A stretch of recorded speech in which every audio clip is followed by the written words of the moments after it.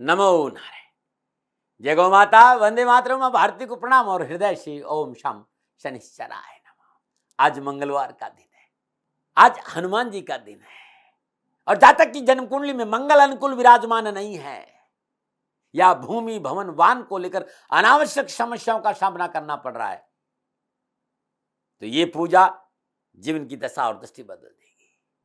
22 मार्च मंगलवार का दिन कैसे करें? हनुमान जी को प्रसन्न कि मंगल अनुकूल हो जाए, भूमि और भवन की प्राप्ति हो जाए, इस उपाय को लेकर आपके सामने हूं, इस सक्सेस की और शुभाक्षर को लेकर आपके सामने हूं।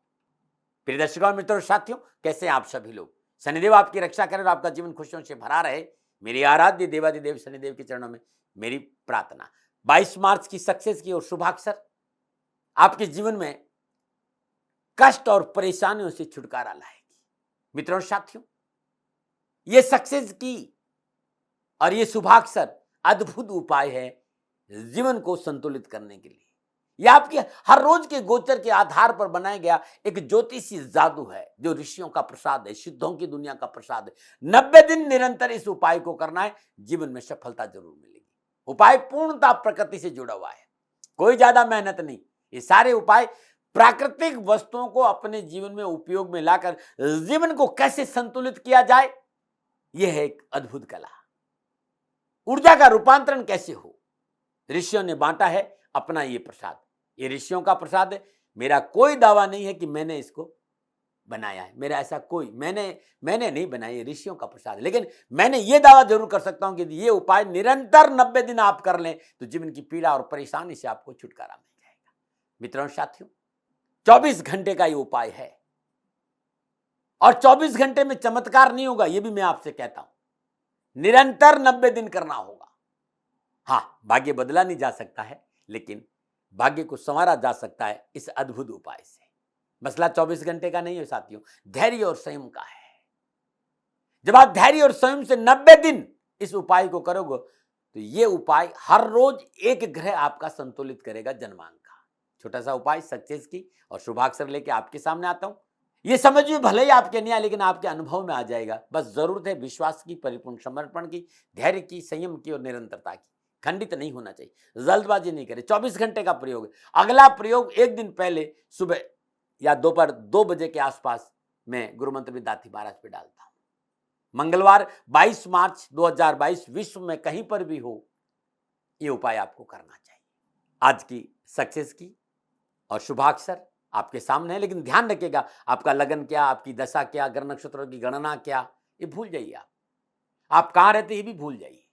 बस धैर्य, संयम, निर्दयता, प्रेम और विश्वास के साथ इस उपाय को करिएगा, जीवन की दिशा और दृष्टि बदलेगी।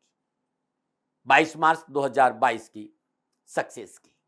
आप संसार में कहीं रहते हो और 22 मार्च 2022 का दिन है, ये उपाय अवश्य करिए।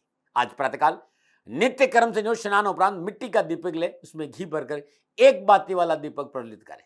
दीपक प्रज्वलित करने के बाद घर की उत्तर या पूर्व दिशा में दीपक को रख दे। लो या तो उत्तर दिशा में हो या पूर्व दिशा हो दीपक की। तत्पश्चात 1 डली गुड़, 1 चुटकी राई, जिसे सरसों कहते हैं, लेकिन राई हल्का लाल होती, इस बात का ध्यान रखिएगा। अपने पूरे परिवार और अपने ऊपर से उसार कर दीपक में अर्पित कर लीजिए। पूरे दिन पूरी रात दीपक जलना चाहिए। दूसरे दिन जब दीपक शांत हो तो किसी पेड़ के नीचे दीपक रख के आ जाइए। ये छोटे सी सक्सेस की है, इसको करके देखिएगा, जीवन खुशियों से भर जाएगा। और अब बात करते हैं 22 मार्च 2022 का शुभाक्षर। समय है सुबह 7 बजे और आज का जो शुभाक्षर है वो है ढाल वाला ढ। ढाल वाला ढ प्रातः 7 बजे के आसपास प्लेन पेपर ले लीजिए जिसपे कुछ नहीं लिखा है, कोई प्रिंट नहीं है। उस प्लेन पेपर पर लाल रंग की स्याही से पेपर के बीचों बीच में शुभाक्षर ढ लिखना है।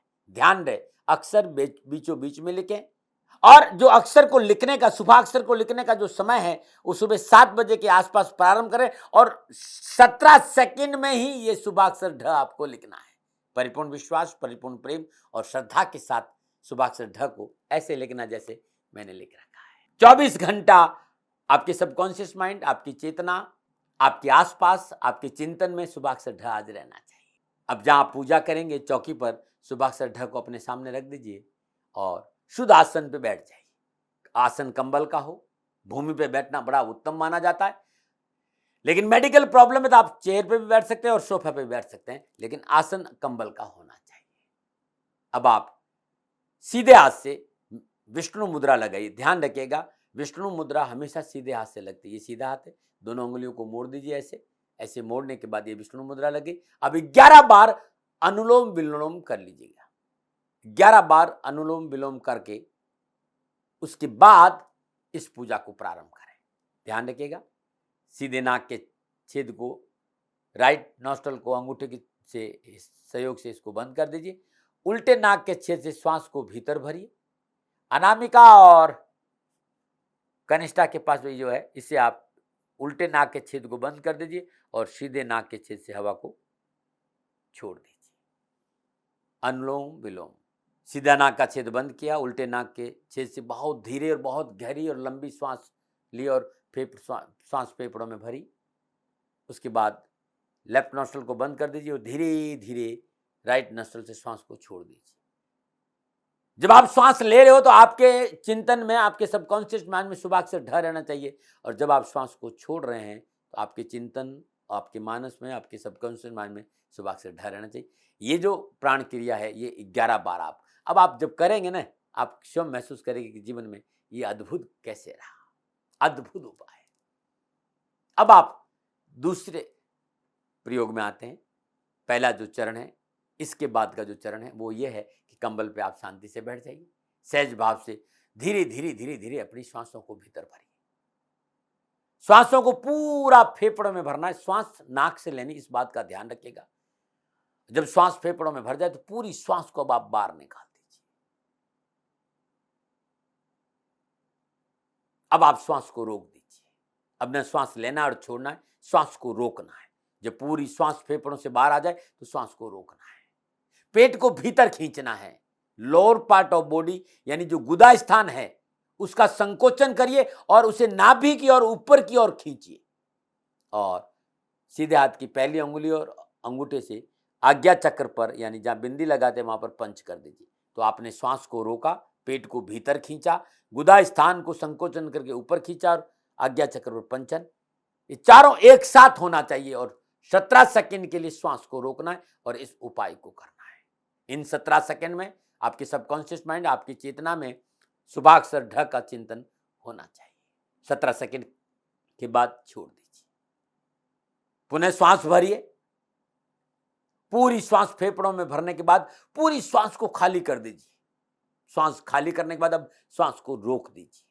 श्वास रोका, पेट को भीतर खींचा, गुदा स्थान को, लोअर पार्ट ऑफ बॉडी गुदा स्थान का संकोचन करिए और ऊपर नाभि की ओर ऊपर खींचिए और आज्ञा चक्र पर पंच करिए। आपने पंच किया, श्वास रुका हुआ है, पेट को भीतर खींचा हुआ है और गुदा स्थान को ऊपर संकोचन करके खींच रहे।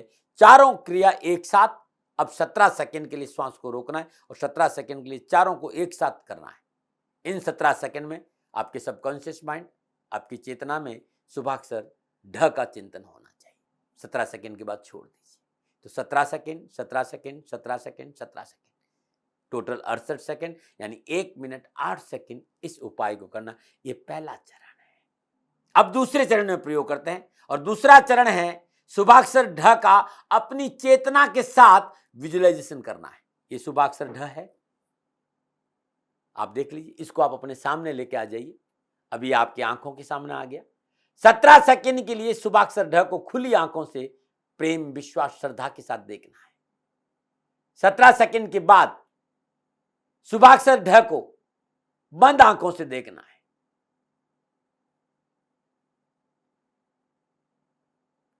17 सेकंड के बाद आंख खोलिए, पुनः खुली आंखों से शुभाक्षर ढ को देखना है 17 सेकंड के लिए।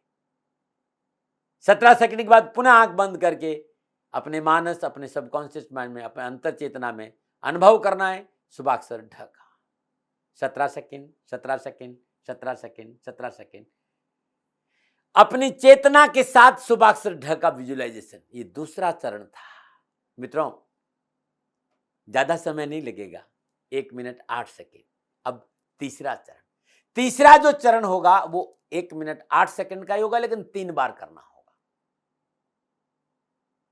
तीसरे चरण में आप प्राण मुद्रा लगा दीजिए। अनामिका और कनिष्ठा पर आपका अंगुल, आप ध्यान से देखिए, ये अनामिका और ये कनिष्ठा पर अंगूठा, ये दोनों अंगुलियां सीधी, आप यहां ध्यान से देख लीजिए, ऐसे ऐसे। ये प्राण मुद्रा है मित्रों। हर रोज 18 मिनट 18 मिनट 18 मिनट 18 मिनट, यदि हर रोज जब भी मौका मिले 18 मिनट इस प्राण मुद्रा का अभ्यास आप कर लेते हैं और इस प्राण मुद्रा में आप सूर्य गायत्री का जाप करते हैं तो अद्भुत लाभ को लाभ मिलेगा और बहुत सी रोगों से छुटकारा मिलेगा। तो इस मुद्रा में आपको आना है। ये मुद्रा ऐसे भी रह सकती है, मुद्रा ऐसे भी रह सकती है और मुद्रा ऐसे भी रह सकती है। इस मुद्रा को लगाइए और धीरे धीरे धीरे धीरे श्वासों को आप फेफड़ों में भरिए। जब आप श्वास लें तो 17 सेकंड लगने, 17 सेकंड में श्वास लेना है, 17 सेकंड श्वास को फेफड़ों में रोकना है, 17 सेकंड के बाद ही 17 सेकंड में श्वास को छोड़ना है। अब न श्वास छोड़ना लेना, 17 सेकंड के लिए श्वास को बाहर रोकना है। यानी 17 सेकंड में आपने श्वास को लिया, 17 सेकंड श्वास को फेफड़ों में रोका और 17 सेकंड में धीरे धीरे श्वास को छोड़ा और 17 सेकंड श्वास को बाहर रोका, टोटल 68 सेकंड, यानी 1 मिनट 8 सेकंड। ये 1 मिनट 8 सेकंड श्वासों के झूले पर शुभाक्षर ढ को झूलाना है। ऐसा आपको 3 बार करना है। टोटल टाइम हो गया पूजा का 5 मिनट 40 सेकंड प्राण मुद्रा के बाद। ये 5 मिनट 40 सेकंड आपके लिए अद्भुत रिवोल्यूशन होगा, अद्भुत आंदोलन होगा जीवन में परिवर्तन का। और ये ज्योतिषी जादू है भाई। आपके जन्मांक का एक ग्रह हर रोज आपके अनुकूल होगा। अब आप ये जो शुभाक्षर ढ है इसको फोल्ड कर दीजिए 4 बार और कपड़े की थैली में डालकर अपने पास रखिए। दोपहर 1 से 2 बजे के बीच में पुनः ये 1 मिनट 8 सेकंड का जो मैंने बताया था उपाय की, श्वास लिया 17 सेकंड में, श्वास रोका 17 सेकंड, 17 सेकंड में धीरे धीरे श्वास को छोड़ा और 17 सेकंड श्वास को बाहर रोका, 68 सेकंड, यानी 1 मिनट 8 सेकंड श्वासों के झूले पर शुभाक्षर ढ को झुलाना है। 1 मिनट 8 सेकंड, ऐसा आपको 6 बार करना है, 6 मिनट 48 सेकंड। पुनः रात्रि में सोने से ठीक 10 मिनट पहले इसी विधि से 9 बार इस उपाय को करना है कि श्वासों के झूले पर शुभाक्षर ढ को झुलाना है 9 बार, यानी 10 मिनट 4 सेकंड। तत्पश्चात ये जो शुभाक्षर है जिसने आपको 4 बार मोड़ कर रखा है, इसे अपने ऊपर से एंटी क्लॉकवाइज 7 बार उसारी और अपनी तकिया के नीचे रख दीजिए। तो दिन भर ये आपके पास था, रात भर ये आपके पास रहेगा। सुबह प्रातः नित्य कर्म जो स्नान उपरांत पूजा से पहले ये जो शुभाक्षर ढ है, आप देखिए बीचों बीच में मैंने इसको मोड़ रखा है, एकदम बीचों बीच में ये, और इसको बीचों बीच से इसको ऐसे फाड़ देना। ध्यान रखना, फाड़ना बीचों बीच से है, बाएं दाएं से नहीं। और यदि आपके आसपास तालाब है तो उसको तालाब में प्रवाह कर दीजिए, या आपके आसपास बहता हुआ नदी का जल है तो नदी में प्रवाह कर दीजिए। नदी और तालाब नहीं हो तो घर के बाहर बरगद का पेड़, पीपल का पेड़, बेलपत्र के पेड़ की गड्ढा खोदकर दबा दीजिए। प्रिय मित्रों और साथियों, ये पैरों में नहीं आना चाहिए, कचरे में नहीं जाना चाहिए, जलाना नहीं है, इस बात का ध्यान रखना। ये अद्भुत उपाय है और पुनः याद दिलाता हूं, इस पे मेरा मौलिक अधिकार नहीं, मौलिक अधिकार ऋषियों का है। अनुभव मेरा है कि लाभ जबरदस्त देता है, करके देखिए कष्ट मिटेंगे। तब भी कोई भूल हो गई हो क्षमा प्रार्थी हूं, नमन।